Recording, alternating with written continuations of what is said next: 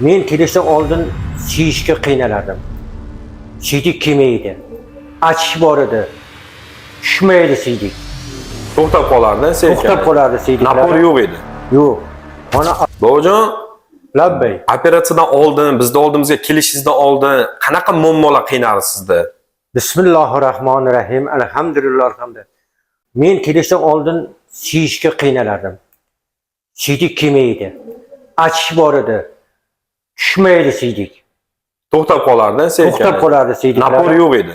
Yo'q. Mana men shu bugun sharak kelib Samarqandda men o'zim davo topdim. Mana hozir unaqandan ekan shunday ajoyib peshob qildim. 5 kun oldin operatsiya bo'luvdingiz, ha? Bugun klinikamizda 68 yoshli bemor murojaat qilib kelganlar. Bemorimizni to'liq tekshirishlardan o'tkazdik. Tekshirishlar natijasida qo'yilgan tashxis prostata bezi adenomasi 2-daraja, surunkali siydik tutilish fonida o'tkir siydik tutilishi. Bemorimizda bugun spinal og'izlantirish ostida xolib amaliyotini bajaramiz.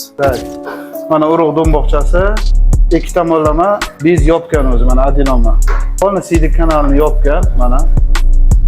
Ultrazvuk bo'yicha 90 gram, 90 santimetr ko'p bezimiz. Mana qovoq bo'shlig'iga kirdik. Qovoq bo'shlig'ida trabekularimiz o'sha qiynalib siyganni belgisi mana shu.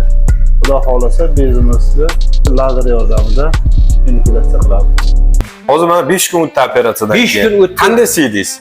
Juda yaxshi edi. Allohga ming xilla shukr. Xudoga Napori qanday bo'ldi? Napor 2 martalab zo'r bo'ldi. Achish yo'q. Yo'q, hech nima yo'q. Bir narsa yo'q.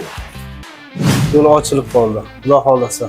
Tak, mana hozir operatsiyamiz muvaffaqiyatli tugadi. Xudo xolasa, buvamiz maza qilib, qoniqib siyadi. Mana shular meni hayotga qaytardi. Men qiynalganimni o'zim bilmayman, Alloh biladi. Doktor ukamizga tasanno aytaman. Xudodan bolalarning umriga o'zgan ota-onasi huzurni ko'zog'ida biriga ming bersin Xudoyim taolo. Agar sizlarni ham shunaqa muammo qiynayotgan bo'lsa, peshob qilishda, siyishda, napor pastligi, achishi, siydik chiqmaslik muammolari bo'lsa, pastdagi raqamlarga murojaat qilinglar. Ana shu narsa menda bor edi. Doktor bo'm aytgan narsa menda bor edi.